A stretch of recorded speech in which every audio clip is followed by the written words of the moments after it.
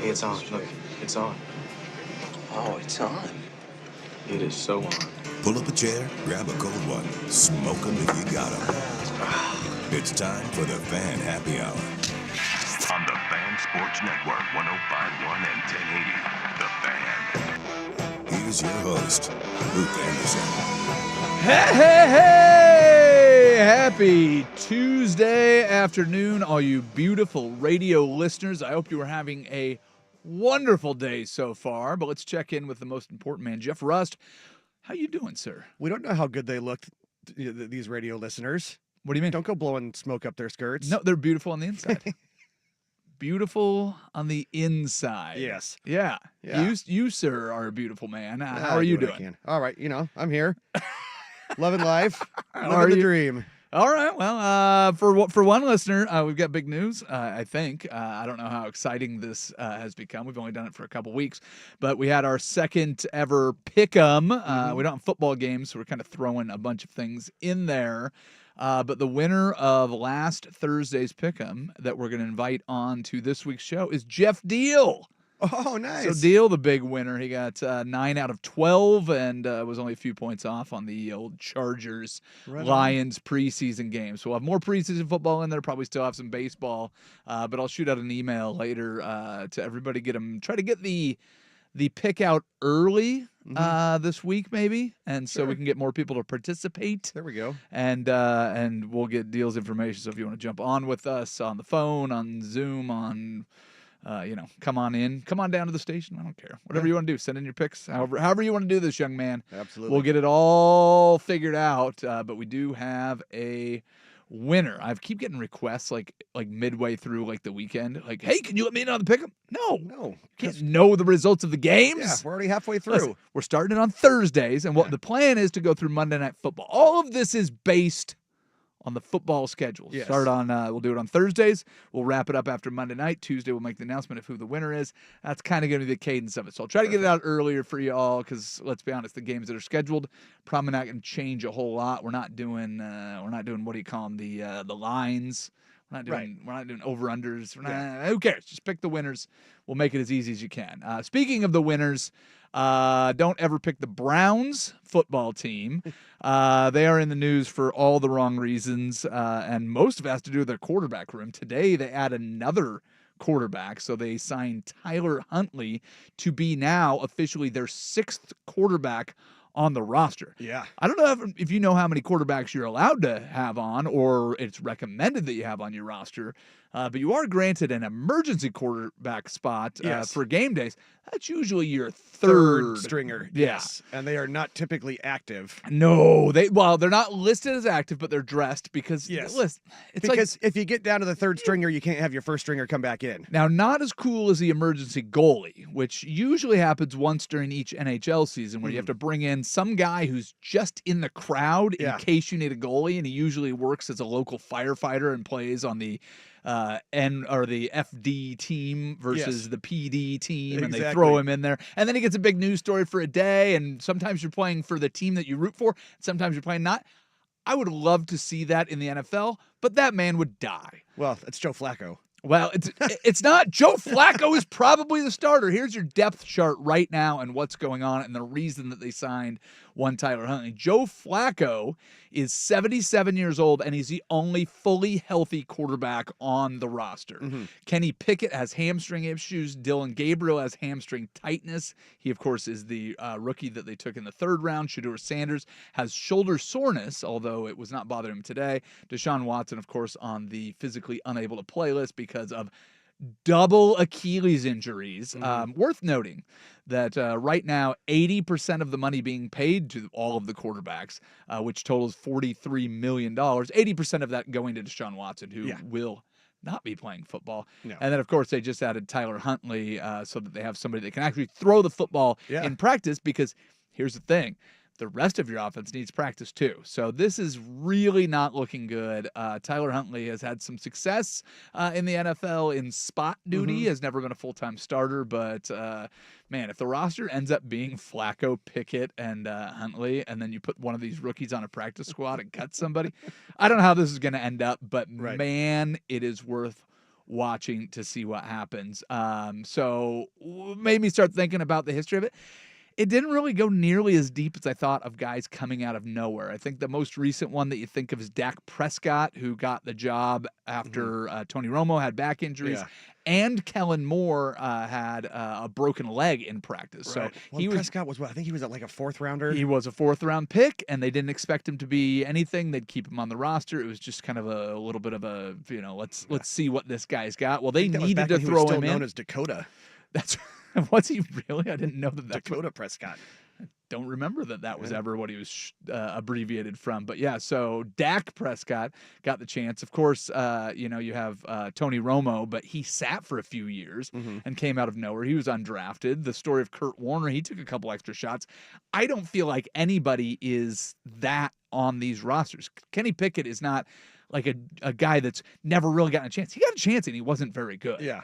You've got these 2 rookies that I think the expectations probably the highest ever for a 5th-round pick. And Dylan Gabriel, the guy that was picked ahead of him, has pretty high expectations. Both of them hurt right now. So I think this is probably the time that we should start figuring out how to do one of those happy hour polls and put out there who will actually be on the roster, who will actually start for this team, who will play the most games, something to that They're not effect. going into the season with all of these guys. Well, I don't think there's any way that they can. And the Yeah. Browns' history of just screwing up the quarterback position year in and year out. I mean, the best quarterback that they have had in the last however many years is Baker Mayfield, who won the playoff game, is actually having a career resurgence after going from Carolina to Los Angeles, where he came in and had that great start for the Rams, gets the Bucs jobs, and now they're bringing in more backup quarterbacks to be behind him, but they've actually got something going. So if you didn't think Cleveland could screw it up any worse than they already had, well, they just did. No, but wait, they'll do it again. Well, but now they have to. They've actually made things worse. Where looking at this, you can only keep a couple of these guys. Yeah. So if you let's say they keep 4, they go starter, backup, emergency quarterback, practice squad quarterback. That still means they have to cut at least one other quarterback because they get the allowance of Deshaun Watson, who's on the physically unable to play list. Yeah. But they're paying him the most money. Yeah, it's boy. Yeah. Well, I believe it is officially a disaster in Cleveland. Too many eggs, one basket. Well, yeah, it is something wrong. All right, let's move on to in case you missed it. I'm actually very excited for this first one that I've got for you, Mr. Rust. Okay. So as soon as I hear my music, I will tell you what is going on. Did you see that Myers Leonard, although done with basketball, is making a comeback? Oh, no. Yes, he's been sharing his country music. Oh, this has been a topic on Primetime. On YouTube, on social media. Have they played the song yet? Yes. Oh, brother. It's delightful. Yeah, he also performed a concert in July. He saw what happened to Morgan Wallen and thought, wait, you can shout racial slurs and keep your career? Hand me that guitar. I'm not going to cheer racism. I guess I didn't ask you to cheer racism. It's just finding a way back in. Morgan Wallen is like the #1 country artist, and nobody seems to care that he's just shouting terrible things. Yeah. Augusta National has released a brochure for its 2026 official Masters hospitality program. They are offering host homes for visitors starting from $45,000 to $100,000 for the week. Yeah. $100,000 for a week is not an offer. It's 2 Honda Accords and a year's supply of Jack in the Box. For that, can you imagine spending $100,000 to go and watch any sporting event or spend any time? One of their anywhere? packages is up to $219,000. Yeah, you should for get the to, week. You should get to play in the tournament for $219,000 You get 2 a houses week. out of the deal. Yeah, even if you split that 10 ways, come on. I think it's only able to split 8 ways. Oh, barf. That should get you into the tournament. Give me a break. All right. Bengals coach Zach Taylor says that starters like Joe Burrow will play more this preseason to avoid another slow start. The Patriots fans are very confused. They said if they want to get a serious edge on people, why don't they just cheat? I need you in a better mood. You're shrugging. I guess I'll push this button for you. And for your next joke, the Jets offense. That's it. That's the whole joke. No? According to a little raising laughter. According to camp reports, Jets quarterback Justin Field has completed just 34% of his passes over the last 4 days. Ooh. Yeah, that for New York sports fans, that is lower than Aaron Judge's current batting average. That is- Stinky. yes, there you go. That one, that's very embarrassing. I mean, Judge back in the lineup tonight, apparently. Yeah, Judge coming back, playing a little bit. But man, if you're tying your hopes to Justin Fields after what you had with Aaron Rodgers, and you've got Aaron Glenn, who's a defense. I love it when they bring in a project quarterback who's young and still has something to go with a defensive coach. Yeah, that's always a great idea. Tying your offense to Justin Fields is like tying your leg to the cinder block and throwing it off the side of the boat. I like that one. Give yourself a, hey, come on. Well, I mean, I can see the idea that, it didn't work for this guy in Chicago. Maybe he has a chance somewhere else being a worthwhile strategy, but that has also never worked. It's like getting an Ohio State quarterback and going, all right, this is our future. Sam Darnold had himself a pretty Sam decent Darnold year. was never in Chicago, though. Well, he right. started in New York and left, but I mean, I can't remember a Chicago quarterback ever having anything good happen to them, I guess, in Chicago or outside of Chicago. We'll see if anything works out for them. All right, well, that is your In Case You Missed It. Right now, we will jump over to the Daily Buzz. We do it next. It's Happy Hour on 105.1 The Fan and the Fan Sports Network.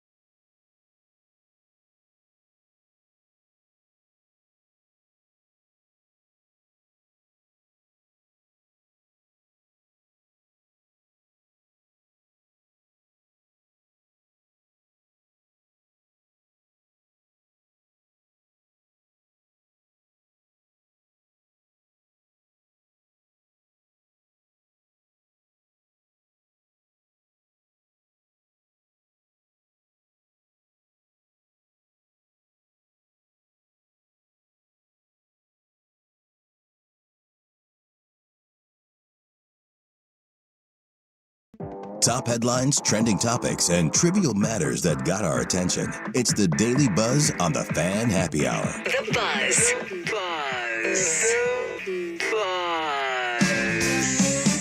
Here's your host, Luke Anderson.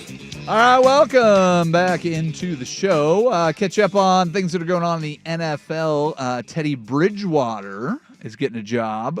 So the Bucs kind of needed a backup quarterback a little bit, so the signing makes a ton of sense. Backup quarterback for Baker Mayfield was going to be Kyle Trask. He's only thrown 11 passes ever. Rookie Michael Pratt was placed on the PUP list with a bad back. There's a couple other guys kind of floating around, but getting Teddy Bridgewater back, Teddy Two Gloves, back seems to be a good one. He hasn't played really a full season since 2021, but he was pretty good. Threw for 3,000 yards, 18 touchdowns, 7 picks for the Broncos. Played Well, 5. here's your feel-good story. High school football coach plucked off the sidelines and signed in the NFL. Well, if he makes it big, I will go with that. But Teddy Bridgewater was really good with the Vikings when he before he blew out his knee. But he did play 5 games in 2022 for the Dolphins, made a quick appearance with the Lions in 2023. And then you're right, he retired, became a head football coach for high school and won a state championship. Then went, let's go give it another shot. So basically you're getting, a coach and a quarterback out there, but a reliable backup for the Bucs, who expect to be a playoff team. It's not a tough division. No. Going out there and doing that should be beneficial for all involved, one would imagine. And I think he's only 32 years old. So 32 years old, 65 career starts, should be a pretty good addition to it. 32 years old. Elsewhere in the NFL, Kyron Williams gets a 3-year, $33 million extension. So that will be a surprising story for people that follow the NFL. He went to camp, he participated in camp, he didn't gripe, and he still got a contract extension. Yeah. I know it is shocking, but it can be done that way. So the extension comes with $23 million guaranteed, and they've locked him in for team control through 2028. Last year, he accounted for 43% of the Rams' touches. That was the highest rate in the NFL. Well, and it's a 5th-round pick, and now he is the 7th highest paid running back in the NFL. So, yeah, last year, 1,300 yards, 14 rushing touchdowns, 34 receptions for 182 yards, and 2 receiving touchdowns. And, yeah, you said 73.6% of the offense? 43% of the touches. Okay, so he was 73.6% of the Rams' rushing offense. Okay. So 43% of the touches and 73% of the running back production. So obviously getting him locked up is a big deal. In 2023, he had 95 yards per game, which was the league best. So averaging just under 100 yards per game. He was a Pro Bowl selection. So how does that compare? I said he was the 7th ranked running back. He is behind Saquon Barkley, Christian McCaffrey, a guy named Alvin Kamara, Josh Jacobs, and then a few others. Why does my list not have everybody? That's not 7 names. But he's got a little bit of work to. He doesn't have much more work to do to be where he wants to be. But he's making more money than guys like Joe Mixon and James Conner. So he is doing really well. The thing that was said about him that I always pull from those articles, just a team guy. Everybody in the locker room absolutely loves him. No arguments. Yeah. His backup is Blake Corum, so I don't know how good he's been, but he was a rookie last year. They have another rookie that was a 4th-round pick that's in the locker room. So getting him re-signed, having a go-to back, especially with Matthew Stafford sitting there with a back injury and not practicing. Yeah. Anytime you get a back specialist involved, that can't be good. I saw that, and I didn't really love that. But the other thing is your backup, Jimmy Garoppolo, taking first-team reps for the Rams. So I don't. Yeah, he's been to a Super Bowl. And he's had some success. Obviously, hasn't gotten across the finish line. And then their expected preseason starter, Stetson Bennett IV. So watch out for that. Yeah, not excited about a tiny little guy who was very good for a very, very good team in college. Well, I mean, that was college. I know. Trust me. Trust me, I understand. We also had a retirement announcement, not something that's going to affect any team, but Anthony Barr, who is a very good linebacker for the Rams, 4-time Pro Bowler, 10 seasons overall in the NFL. He was drafted 9th overall in 2014 by the Vikings out of UCLA, made 4 straight Pro Bowls from 2015 to 2018. Very, very good player, but was not actually on the active roster. He left the Vikings to go to the Cowboys in 2022, but came back to the Vikings in 2023. But injuries have limited things. So he's going to spend all his time working on his foundation, raise the bar. He's going to do that. So great player for a decade, retires a little bit early, not surprising in the NFL. Yeah. All right. Let's switch over to baseball. Red Sox beat the Royals, 6 straight wins.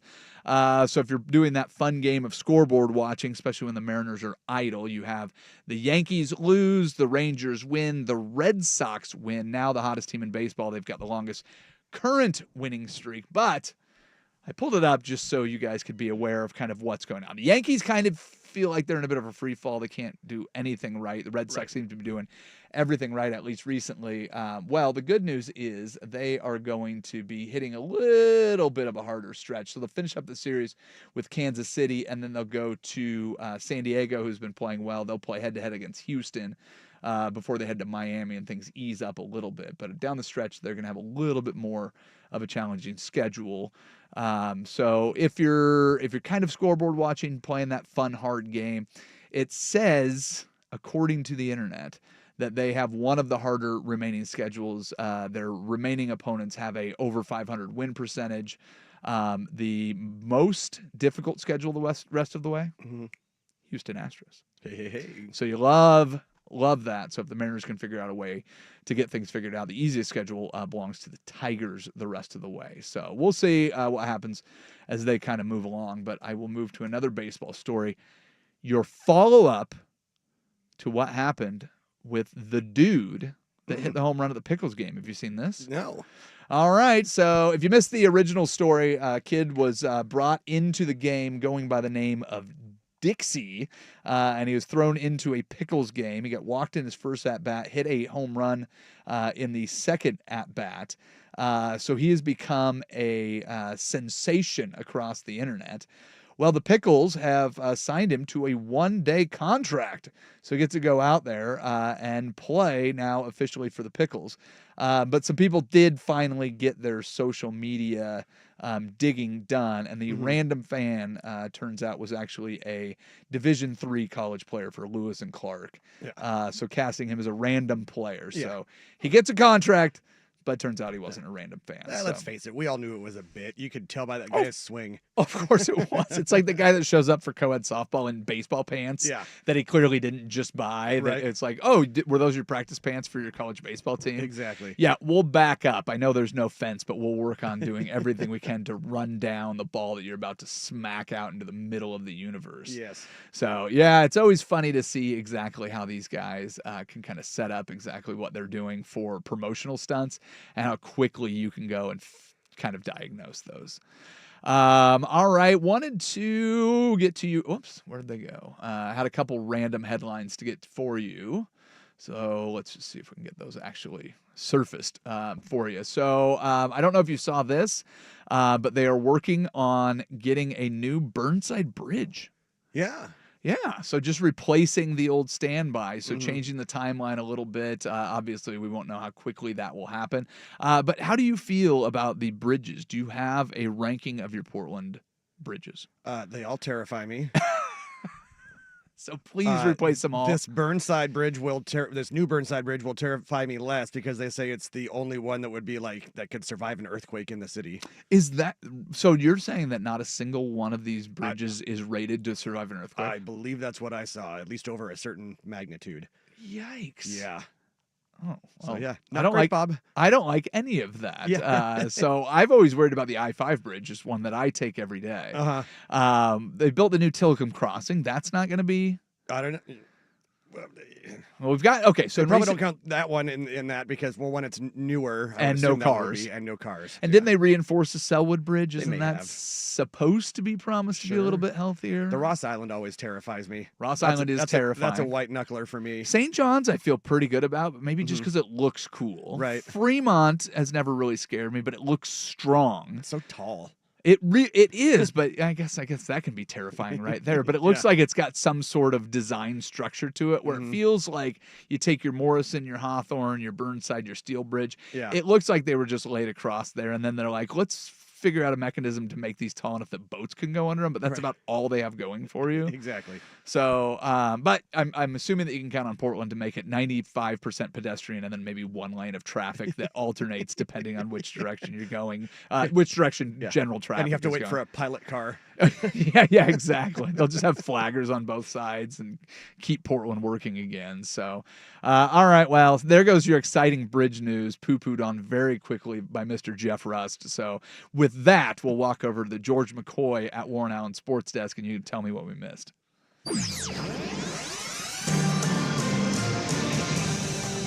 This update brought to you by 808 Hawaiian Restaurant. Mixed plates like Grandma used to make. If your grandma were from the Big Island, Woodstock, Burnside, Beaverton, or online at ate-oh-ate.com.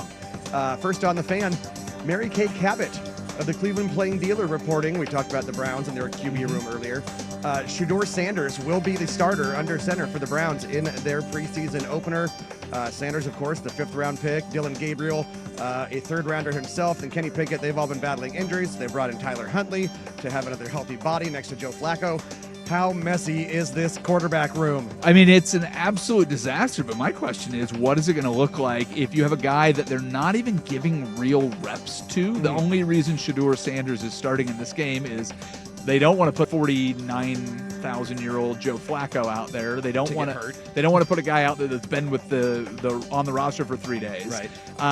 But they would, I would assume, would rather be playing Kenny Pickett and Dylan Gabriel, but with bad hamstrings. Yeah. You won't be seeing that. So if Shedeur Sanders is not getting any real reps, and he's going to have a lot of eyeballs on him, what is the likelihood that he plays well at all? Because I think it's quite low. I saw a tweet that said that maybe they're probably doing this just to see how he plays tonight. And if he's good, they keep him. If he stinks, they cut him. Well, you know what? That could be the case. I just think he's the warm body that they got. So you sign somebody today, you can't really do much with it. This is I think it's gonna be real bad, Bob. Yes. More sports scores and stories in 60 minutes. I'm Jeff Rust from the George McCoy at Warren Allen Sports Desk. Hurt and missing work, insurance companies acting like jerks. Don't call your mom. Call George McCoy at warrenallen.com. The home of the Fan Happy Hour with Luke Anderson. Weekdays 2 to 3. The Fan Sports Network. 105.1 FM and 1080 AM.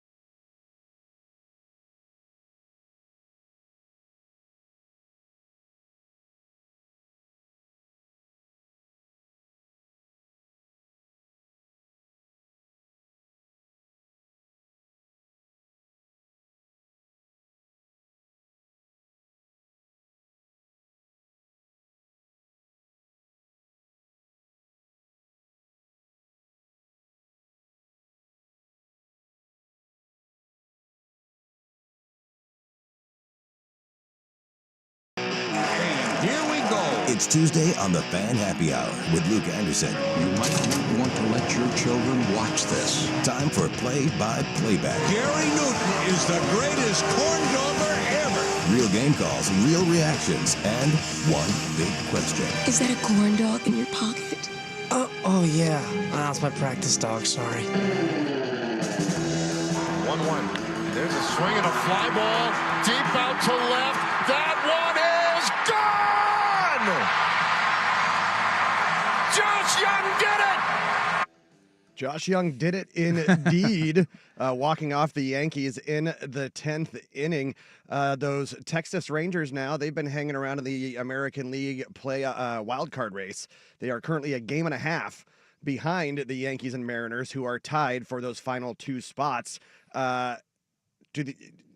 What are the Rangers' prospects here? I mean, the Rangers look good. I mean, they've got one of the best pitching staffs in baseball. Jacob deGrom is probably going to be, if not already, one of the favorites to win the Cy Young as we run down the stretch, just the way that he's been playing this year. They've got I believe they still have the MLB's best ERA as a starting unit. Their lineup has been getting a lot better. I mean, I think the Rangers are somebody that you need to kind of worry about, but luckily the Mariners took care of business against them head-to-head if you're rooting for the Seattle team. But yeah, this is a team that's not that far removed from a World Series, so the organization seems to kind of have their stuff together. It's very hard to watch a game where you're kind of rooting against both teams, because I don't know how often both teams lose in Major League Baseball. I've not caught one yet. Yeah, but I'll give a shout out to Jacob Suchman. He's our social media and helps with a lot of our video stuff and helps out with this show, and we do our interviews on Fridays.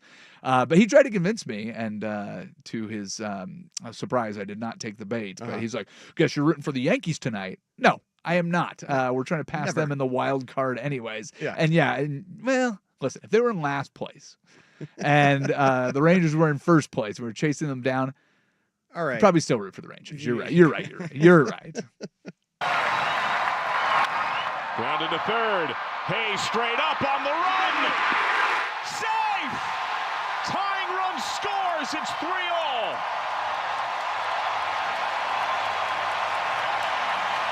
The Reds are going to challenge. They think they got him. That comes to us from the FanDuel Sports Network, and that brings up Dansby Swanson. You had one job, my friend. That is to touch the base when you're trying to leg out a grounder. Plant foot, stop short of the base, and then that's when the throw beat him before he was able to drag his toe over first base. Yeah, well, watching that clip, first of all, like the umpire makes what he thinks is the right call, so you're trying to get out there. But I saw the clip, and I thought he just missed completely the base, because you'll see that every once in a while. He does drag his foot. But the Reds, they think they're in this. They're certainly fighting for that last wild card spot. They added Brian Hayes at the trade deadline. He's the one that made that play for the Reds. You have what would have been a 3-3 game. They do the review. They go back and look at it. Turns out that he is out at first. That's your third out of the inning. Reds go on to win 3-2. Cubs have been right around the top of that division with Milwaukee all year. So the NL Central could get three teams in potentially. So these games are critical.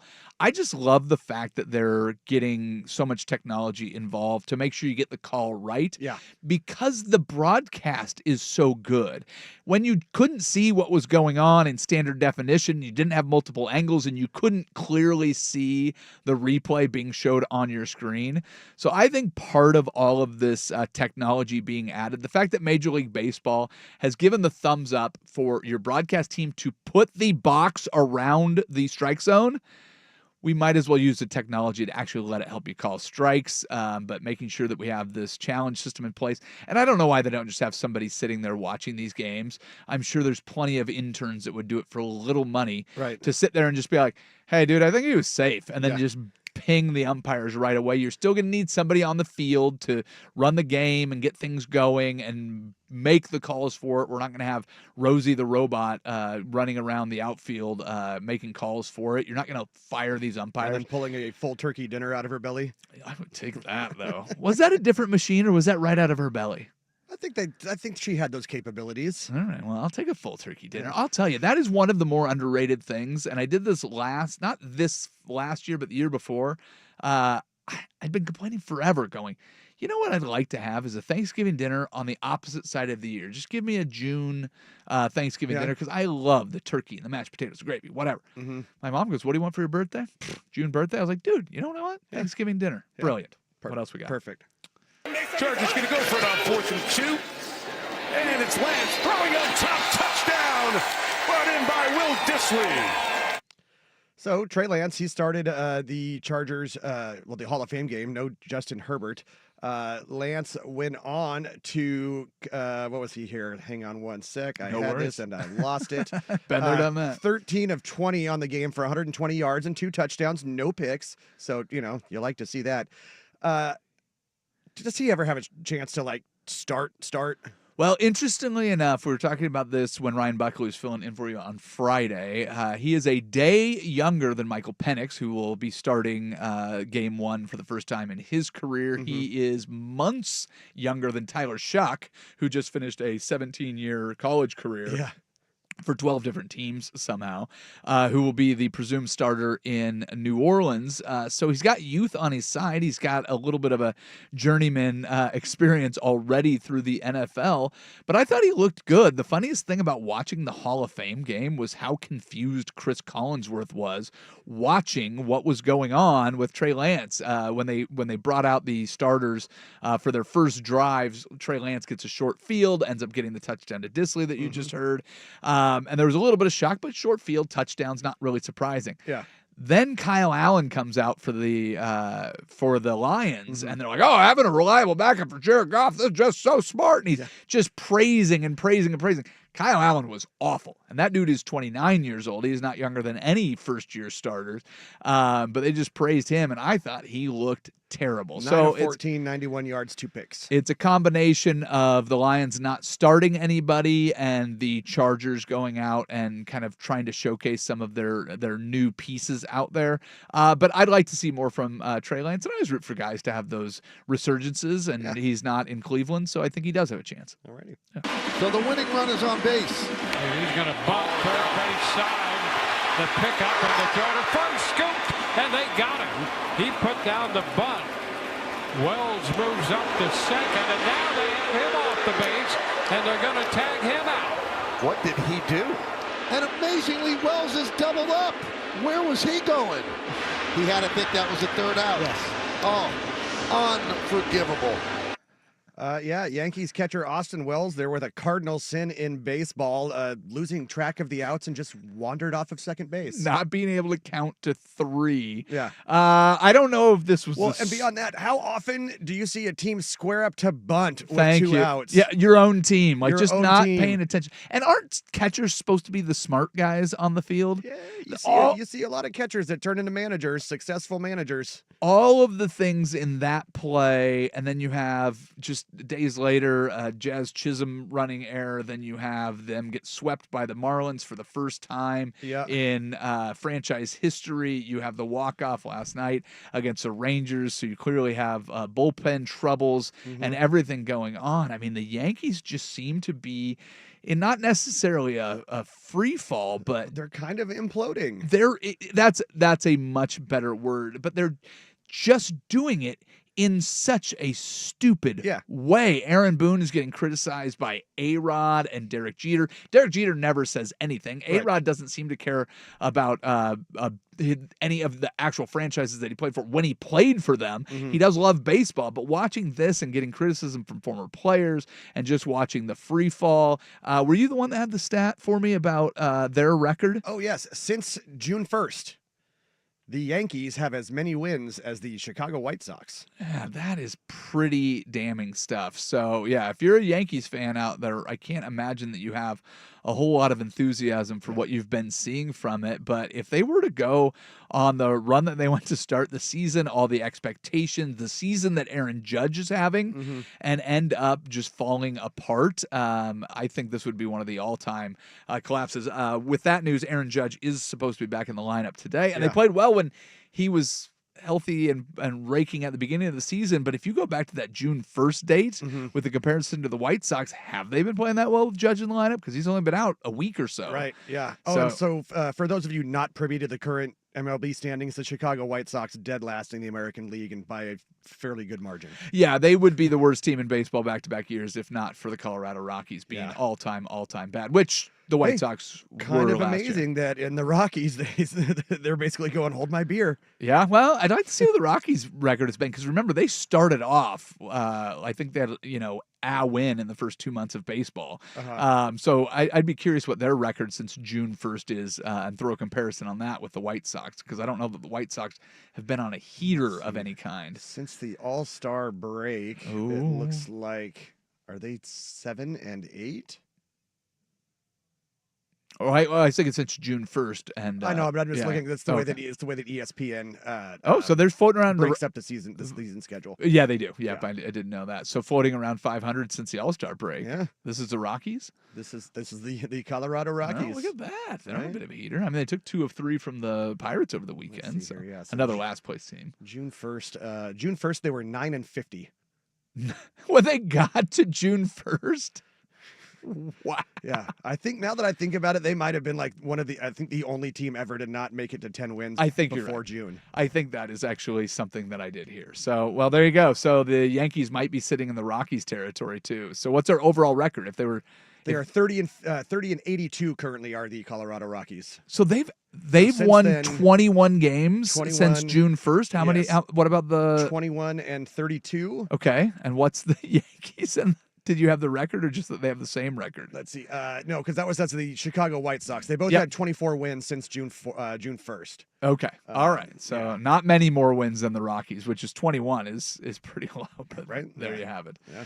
All right, we'll get one more for the road. We do it next. It is the Happy Hour on 105.1 The Fan and the Fan Sports Network. He's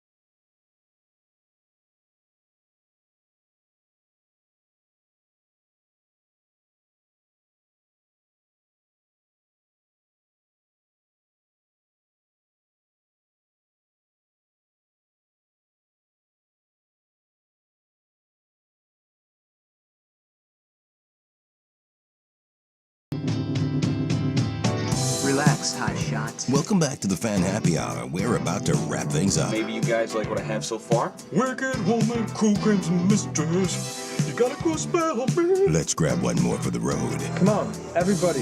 Everything's smooth. Here's Luke Anderson. Couple things before we grab our one more for the road. First, wanted to see what the people are saying, Mr. Rust. Joel S. on the YouTube chat saying the Rangers couldn't hold the Mariners' jock. Oh, talking trash against all the Rangers fans listening to the station. Take that. Starscream on there saying Rust has to report on baseball. LMAO, take it, Rust. I don't know what that means. I mean, yeah. I've just always said I'm not necessarily a big baseball man, but I don't hate baseball. Yeah, well, and you don't have a team. I don't watch a ton of it. Well, here's the thing about baseball, and we did this on the Sinner and the Saint, was without a team, it's very hard to watch baseball on a daily basis. Right. From a 30,000-foot view, there's no need to watch a game. You can watch the box scores and the standings, and they're going to change, and it's kind of fun to do that. But we did a whole bit one post Super Bowl stretch where we tried to figure out a team for Will Darkins to follow. Once you got a team, it's pretty easy to go day by day and watch the lineups and do all that, but you don't have a team. I mean, I follow the Mariners, I guess, but I got you. but they're not my team. Well, yeah, they're the Mariners. Good for you. And I was born and raised here, so it's like my dad wasn't a big baseball fan, so I didn't inherit a team. You know what I found out is when I moved. My grandfather was a Yankees fan, and I knew early on I couldn't do that. Yeah. What I found was moving away from the Pacific Northwest made me a much bigger Mariners fan. I think more than any other team. It solidified my Seahawks fandom, my Blazers fandom, but it just made me kind of, well, who's your teams?